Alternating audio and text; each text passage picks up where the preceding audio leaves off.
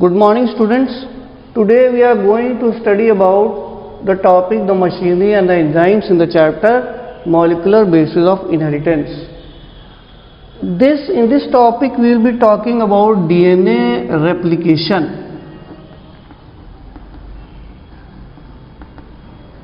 DNA replication. Okay. Now let me tell you, there are certain enzymes which play a role in DNA replication. Now both of the two strands of the DNA, you know that DNA has two strands. Suppose one is called as 5 to 3 strand, the other one will be called as 3 to 5 strand. So they are anti-parallel in direction. These two strands, both of them will replicate, and this replication is catalyzed by a kind of enzyme which is called as DNA polymerase enzyme. The full name is DNA dependent DNA polymerase. DNA dependent DNA polymerase. Full name है DNA dependent DNA polymerase. Simply you can call it as DNA polymerase. It is the main enzyme which is used for catalyzing in the process of forming a second strand. Suppose this is one strand of DNA, 5 to 3. Then DNA polymerase will catalyze from here. It always seeks a 3 strand in the next 3 strand in the next strand acid. That means the catalysis is from 5 to 3 direction. ऐसे catalyse करती है 5 से 3. तो ये हमेशा ये देखती है कि दूसरे स्ट्रैंड में कहाँ पे 3 है. इट सीक्स, या ये कह सकते हैं ये पता करती कि पहले कि 3 कहाँ पे है दूसरे स्ट्रैंड में, 3 कहाँ लिखा हुआ है दूसरे स्ट्रैंड में, और फिर यहाँ से कैटलाइज करना शुरू करती ऐसे इस डायरेक्शन में. तो ये 5 हो गया और ये क्या हो गया 3. तो कैटलाइजिंग जो डायरेक्शन होता है, एडिंग पॉलीन्यूक्लियोटाइड्स. कैटलिसिस का मतलब क्या है? आप जानते हैं डीएनए किसका बना होता है? न्यूक्लियोटाइड्स का. तो कैटलाइजिंग जो कैटलिसिस का डायरेक्शन है वो 5:3 है. तो ऐसे कैटलाइज करेगी. फिर दूसरे स्ट्रैंड में मान लीजिए वो दूसरा स्ट्रैंड यहाँ 3 है, ये 5 है, ये पहला वाला स्ट्रैंड था, इसका यहाँ से पॉलीमराइजेशन हो गया 5 to 3. अब ये दूसरा स्ट्रैंड है डीएनए का, इधर 3 है और इधर 5 है. तो इसका कैटलिसिस कैसे होगा? इसका कैटलिसिस होगा इस डायरेक्शन में. ये हो जाएगा 5 एंड और ये हो जाएगा 3 एंड. ऐसे कैटलिसिस हुआ है, यानी कि ऐसे पॉलीमराइजेशन हुआ है, ऐसे पॉलीन्यूक्लियोटाइड्स को ऐड किया गया है. ये सबसे मेन एंजाइम यही है. लेकिन इसका ये मतलब नहीं है कि डीएनए पॉलीमरेज के अलावा कोई और एंजाइम यूज्ड नहीं होता रेप्लिकेशन में. There are many other enzymes which are useful in DNA replication as such, and one of them being DNA polymerase as such. Okay.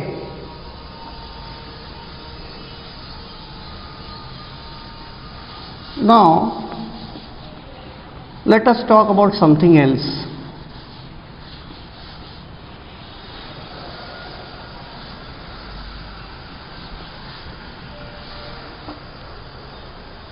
इसका मतलब तो हमने आपको पहले ही बता दिया कि डीएनए पॉलीमरेज वो एंजाइम है जो कि कैटलिसिस करता है, लेकिन इसके अलावा और भी बहुत सारे एंजाइम है जो कैटलिसिस करते हैं.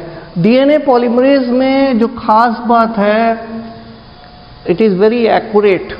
That means it adds nucleotides in a complementary manner. It adds nucleotides in a complementary manner. For example, अगर ये वाला जो डीएनए है, जो टेम्पलेट डीएनए है, अगर इसमें ऐसे न्यूक्लियोटाइड्स हैं तो ये यहाँ से शुरू होगा 5 एंड से और ऐड करेगा, ए की जगह ये टी ऐड करेगा, टी की जगह ये ए ऐड करेगा, सी की जगह, जी की जगह ये सी, सी की जगह ये जी, ए की जगह ये टी और टी की जगह ये ए। ऐसे ये नया न्यूक्लियोटाइड, नया डीएनए स्ट्रैंड बनाएगा, ऐसे ही न्यूक्लियोटाइड ऐड करेगा और इसको हम बोलते हैं complementary base pairs. That means DNA polymerase aids complementary base pair in the process of polymerization.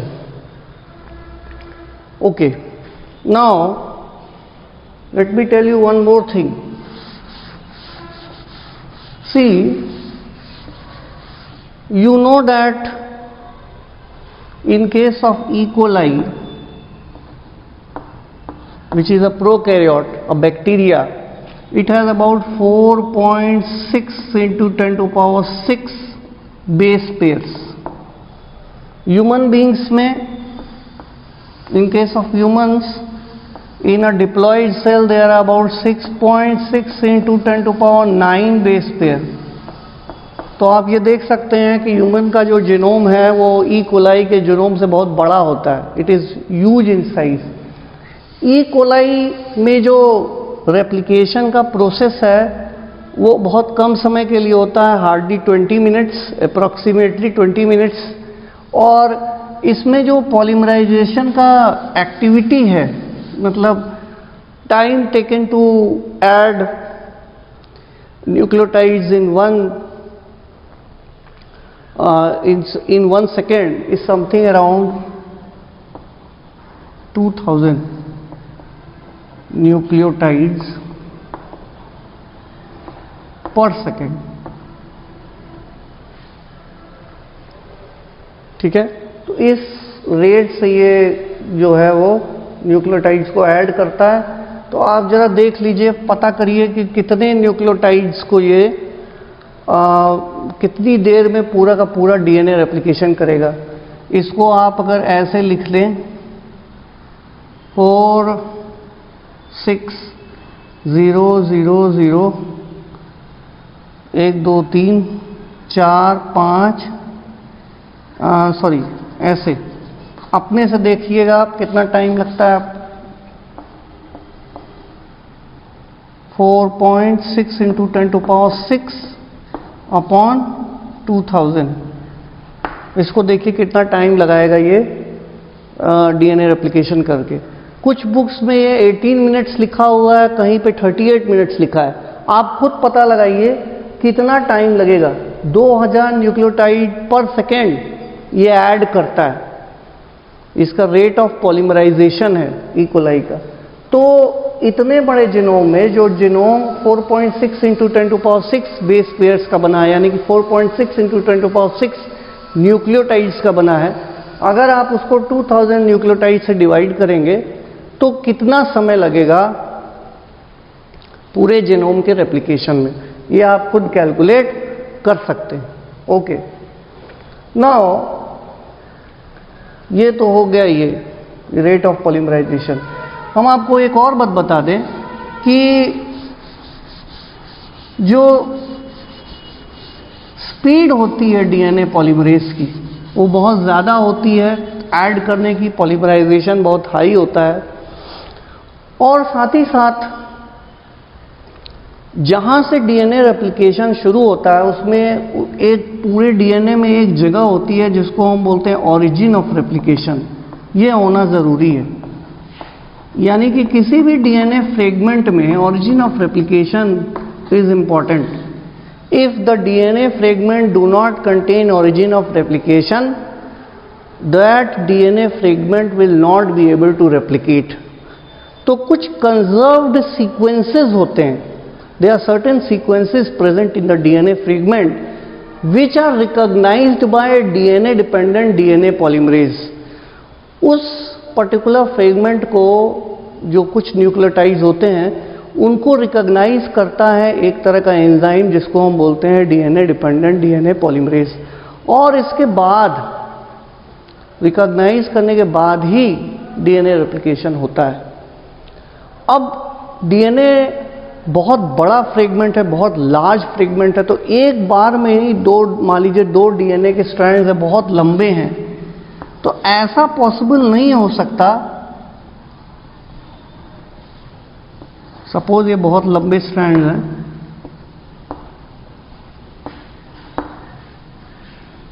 तो ये पॉसिबल नहीं है। इन दोनों के बीच में भी बॉन्ड्स होते हैं, आपको पता है, कॉम्प्लीमेंट्री बॉन्डिंग होती है। जैसे कि अगर यहाँ A प्रेजेंट है तो यहाँ T होगा, यहाँ T है तो यहाँ A होगा, यहाँ G है तो यहाँ C होगा, C है तो G होगा, T है तो A होगा, G है तो C होगा, ऐसे करके।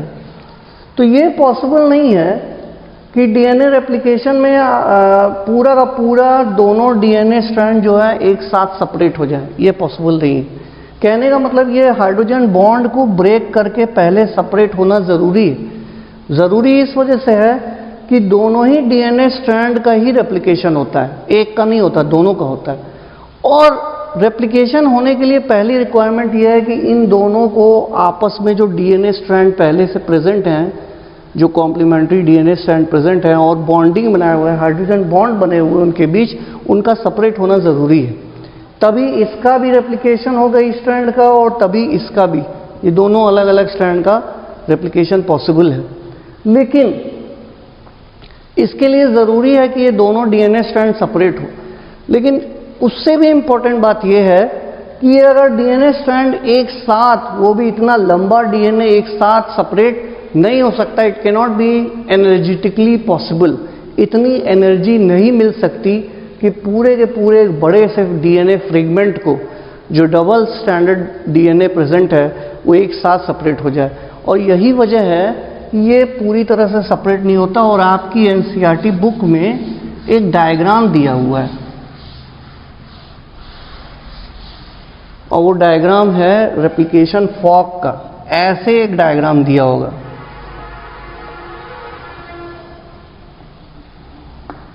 ऐसे करके। ये डायग्राम है रेप्लिकेशन फॉर्क का।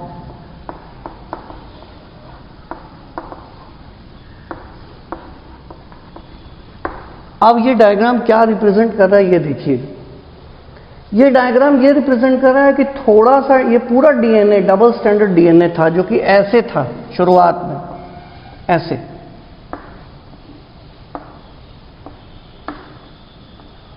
शुरुआत में ऐसा था। ये जब सेपरेट होने लगा तो ये शुरुआत के जो स्ट्रैंड्स हैं आपस में पहले दूर जाने लगे, यूं हो गया, बेंड होने लगा, ऐसे करके चले गए। देख रहे हैं आप नीचे वाला हिस्सा, लेकिन ये अभी भी सेपरेट नहीं हुआ है।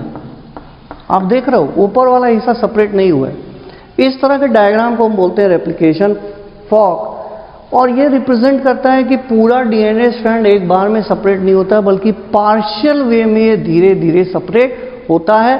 और जहां जो जो एरिया सेपरेट होती है वहां पे नया डीएनए स्ट्रैंड बन जाता है। ओके, अब जैसे for example this is a diagram of replication fork. Now this one is called as continuous strand,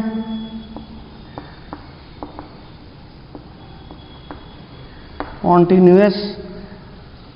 यहां पे क्या होगा, ये देखिए 3 एंड है, और हमने आपको बताया था कि डीएनए डिपेंडेंट डीएनए पॉलीमरेज का जो डायरेक्शन है, डायरेक्शन ऑफ पॉलीमराइजेशन, वो 5:3 है। तो किस तरह से बनाएगा, ऐसे बनाएगा, यू, ये डायरेक्शन होगा इसका। इस स्ट्रैंड में इसका डायरेक्शन क्या होगा, इसको हम बोलते हैं कॉन्टिन्यूअस स्ट्रैंड सिंथेसिस। कॉन्टिन्यूअसली देख रहे हैं आप, यहां से शुरू हुआ और यहां तक सिंथेसाइज कर दिया। जब इसकी सिंथेसिस शुरू हो गई तो ये ऐसे नहीं बन सकता। उसकी वजह क्या है, देखिए पहले वाले स्टैंड में पहले ही 5 लिखा हुआ है, तो इसका जो डायरेक्शन होता है डीएनए पॉलीमरेज का, ये 5:3 होता है। और ऐसा पॉसिबल नहीं हो सकता कि दोनों ही डीएनए स्ट्रैंड में दोनों एंड पे क्या है, 5 एंड प्रेजेंट है। इसीलिए इस तरफ से नया डीएनए सिंथेसाइज नहीं हो सकता। तो डीएनए का जो सिंथेसिस है इस वाले स्ट्रैंड में, यानी कि इसको अगर आपने कॉन्टिन्यूअस स्ट्रैंड सिंथेसिस कहा है तो इसको आप डिसकॉन्टिन्यूअस स्ट्रैंड सिंथेसिस कहेंगे। ये लीडिंग स्ट्रैंड भी कहते हैं इसको, लीडिंग स्ट्रैंड, जिसकी सिंथेसिस जिसमें जो नया एक नया चेन है डीएनए का, वो पहले बनता है और इसको बोलते हैं लैगिंग स्ट्रैंड। Lagging strand. जो इसमें डीएनए की सिंथेसिस होगी वो यहां से शुरू होगी, ऐसे आप देख रहे हो नया डीएनए स्ट्रैंड बन रहा है।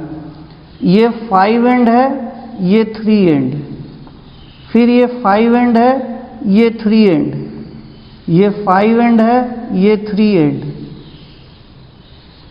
ये 5 एंड है, ये 3 एंड। बीच बीच में गैप है, बीच में गैप्स हैं जहां पे नया स्ट्रैंड नहीं बना है। तो ये जो फ्रेगमेंट्स हैं उसके बीच में जो गैप है, इन फ्रेगमेंट्स को हम बोलते हैं ओकाज़ाकी फ्रेगमेंट्स। Okazaki fragments. जो नया डीएनए सिंथेसिस बनेगा वो ऐसे बनेगा, यहां से डीएनए पॉलीमरेज ऐसे बनाएगा, अपने आप को 5 एंड मान लेगा, वहां से नया डीएनए स्ट्रैंड बनाएगा, फिर बीच में गैप क्रिएट हो जाएगा, मतलब बीच में जो डीएनए है उसकी सिंथेसिस नहीं करेगा, फिर कुछ दूरी से फिर 5 एंड बन जाएगा, अपने आप को 5 एंड मान लेगा, नया न्यूक्लियोटाइड्स लाएगा, फिर बनाएगा, फिर गैप दे देगा, फिर बनाएगा, फिर गैप दे देगा, फिर बनाएगा, ऐसे करके। तो ये सिंथेसिस हो रही है। ये जो गैप्स है इसको फिल करता है एक दूसरे तरह का एंजाइम जिसका नाम है डीएनए लाइगेज। डीएनए लाइगेज यानी जो गैप्स क्रिएट हो जाते हैं उनको फिल करने के लिए एक नए एंजाइम का यूज होता है जिसको हम बोलते हैं डीएनए लाइगेज। तो आप देखिए यहाँ पे सिंथेसिस अलग तरीके से हो रही है, यहाँ सिंथेसिस अलग तरीके से हो रही है। यहाँ पे कॉन्टिन्यूस सिंथेसिस है, एक बार में बिना किसी गैप के ही डीएनए डिपेंडेंट डीएनए पॉलीमरेज ने 5 एंड से शुरू हुआ और सीधे सीधे सिंथेसिस कर दिया। लेकिन यहाँ पे there are certain gaps you can observe. These gaps are ultimately filled up by a kind of enzyme called as DNA ligase. अब इस तरह की स्ट्रैंड सिंथेसिस को हम डिसकॉन्टिन्यूअस स्ट्रैंड सिंथेसिस कहते हैं। क्या कहते हैं? डिसकॉन्टिन्यूअस, क्योंकि बीच बीच में गैप होता है यहां पे। Discontinuous strand synthesis. ओके, पूरी वजह, the main reason why it happens is not given in your course, is not included in your course. इसकी वजह है लेकिन आपके कोर्स में ये नहीं है, तो इसलिए आपको सिर्फ जब भी डीएनए रेप्लिकेशन आएगा तो आपको ये रेप्लिकेटिंग फॉर्क दिखाना है, कॉन्टिन्यूअस स्ट्रैंड सिंथेसिस दिखाना है, इधर आपको डिसकॉन्टिन्यूअस स्ट्रैंड सिंथेसिस दिखाना है, और इस तरह से एरो बनाना है, यानी कि ये शो करने के लिए कि कॉन्टिन्यूअस स्ट्रैंड ऐसे बना है और डिसकॉन्टिन्यूअस स्ट्रैंड यहाँ से बनना शुरू होता है ऐसे। ये चीज़ आपको ऐसे दिखानी है। और रेप्लिकेशन फॉर्क ये शो करता है कि पूरा डीएनए एक साथ सेपरेट नहीं होता, सिर्फ थोड़ा सा हिस्सा पहले सेपरेट होता है। जब यहाँ पे दोनों तरफ से स्ट्रैंड बन जाते हैं तब आगे वाला हिस्सा सेपरेट होना शुरू होता है। जैसा कि हमने आपको पहले ही बताया था, ओरिजिन ऑफ रेप्लिकेशन होना चाहिए किसी भी डीएनए स्ट्रैंड में जहाँ से रेप्लिकेशन शुरू हो। बिना ओरिजिन ऑफ रेप्लिकेशन के डीएनए रेप्लिकेशन पॉसिबल नहीं है। यही वजह है जब हम किसी डीएनए को कट करके किसी वेक्टर में इंक्लूड करते हैं तो वेक्टर में भी ओरिजिन ऑफ रेप्लिकेशन होना ज़रूरी है। अगर वेक्टर में ओरिजिन ऑफ रेप्लिकेशन नहीं होगा तो उस डीएनए का भी रेप्लिकेशन नहीं होगा। और ये बात बायोटेक्नोलॉजी में हम लोग पूरा का पूरा डिस्कस करेंगे। अभी ये बात पॉसिबल नहीं है क्योंकि ये बहुत बड़ा हो जाएगा। Okay, now let me tell you some other things.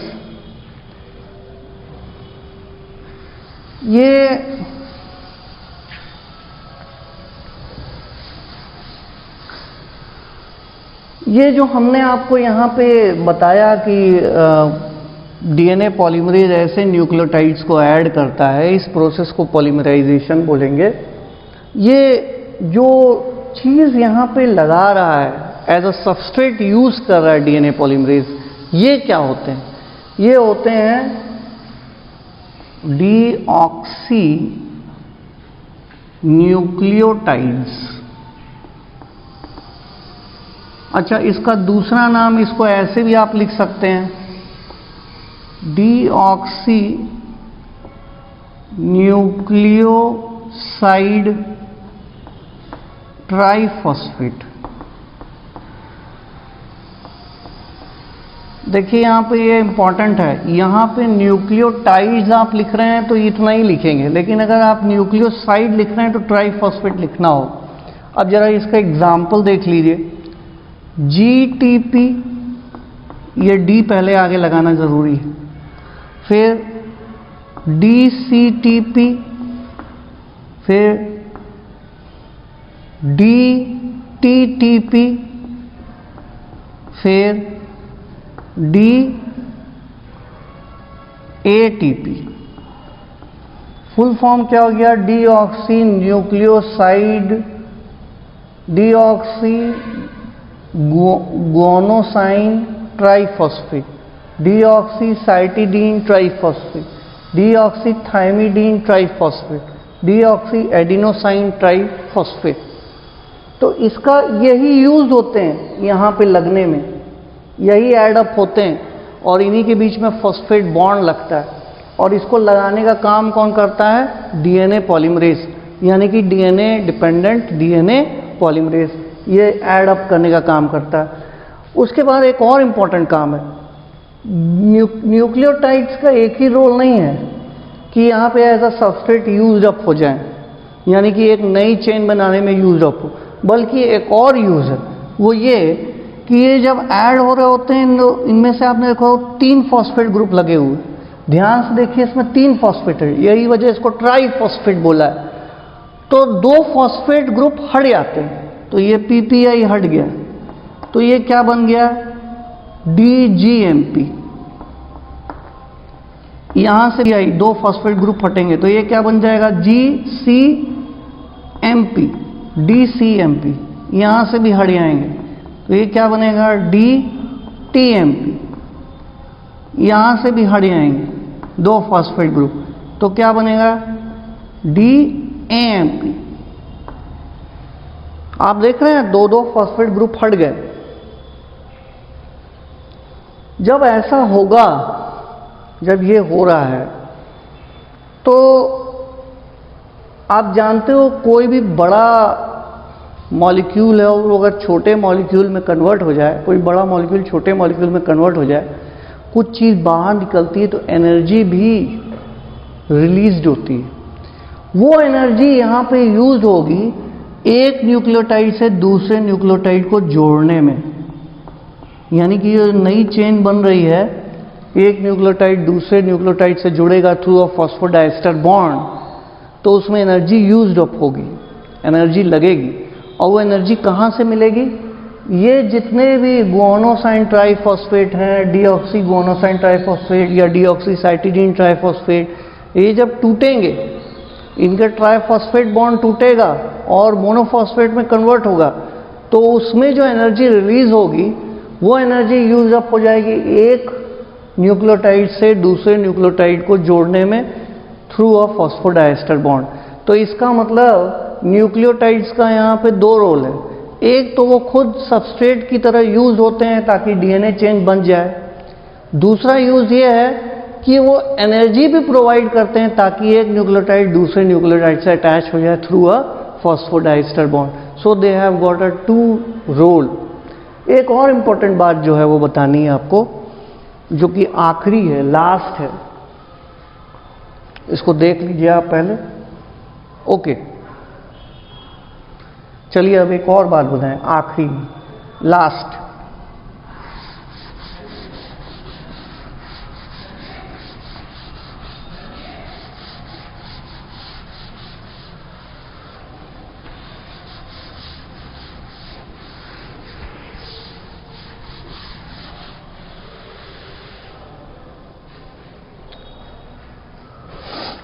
वो ये बतानी है हमें मुझे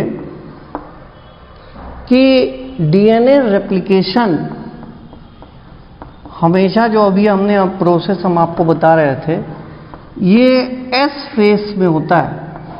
आपने 11th में एक फिगर ध्यान दीजिए पढ़ा होगा, ये एम फेस है, ये G1 फेस है, ये S फेस है और ये G2 फेस है। याद करिए, आपने पढ़ा होगा ये ऐसे।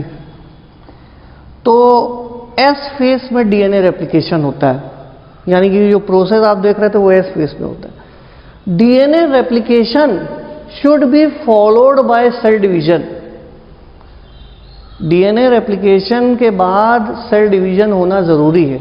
अगर ऐसा नहीं होगा तो एक कंडीशन आएगी जिसको हम बोलते हैं पॉलीप्लॉइडी।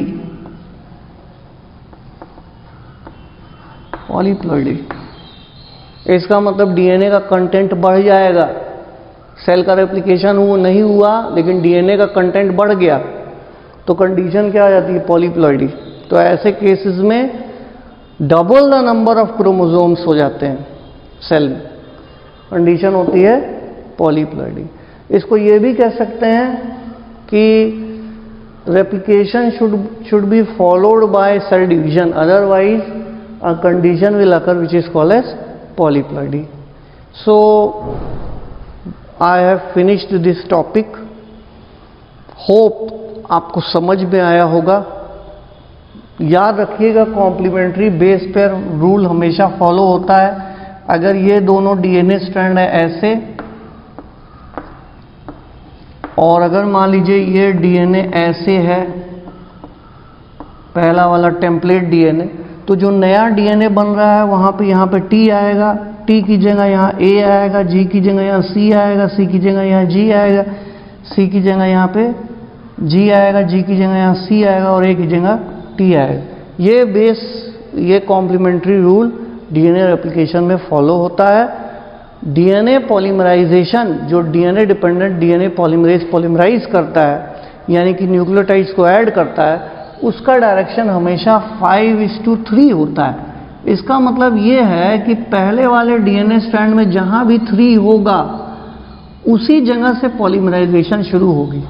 आप जानते हो दोनों डीएनए स्ट्रैंड कभी भी ऐसे नहीं हो सकते कि ये वाला 5 है और ये वाला भी 5 है, ये वाला 3 है और ये वाला भी 3 है। ऐसा पॉसिबल नहीं हो सकता, क्योंकि डीएनए जो है एंटी पैरेलल इन डायरेक्शन होता है। इसको समझना बहुत ज़रूरी है। बेस पेयरिंग रूल्स को समझना ज़रूरी है। जब भी आप डीएनए रेप्लिकेशन के बारे में पूछा जाए आपसे, तो एंजाइम मेंशन करना ज़रूरी है। और वो एंजाइम जो सबसे इम्पॉर्टेंट है, एक तो डीएनए पॉलीमरेज है, डीएनए डिपेंडेंट डीएनए पॉलीमरेज, जिसका फंक्शन पॉलीमराइजेशन है। साथ में वो बहुत ही एक्यूरेट एंजाइम है। कॉम्प्लीमेंट्री बेस पेयर में अगर यहाँ पे ए है तो हमेशा यहाँ टी ही वो ऐड करेगा, टी की जगह कोई और नहीं ऐड करेगा। अगर यहाँ जी है तो यहाँ हमेशा ये ऐसे होगा,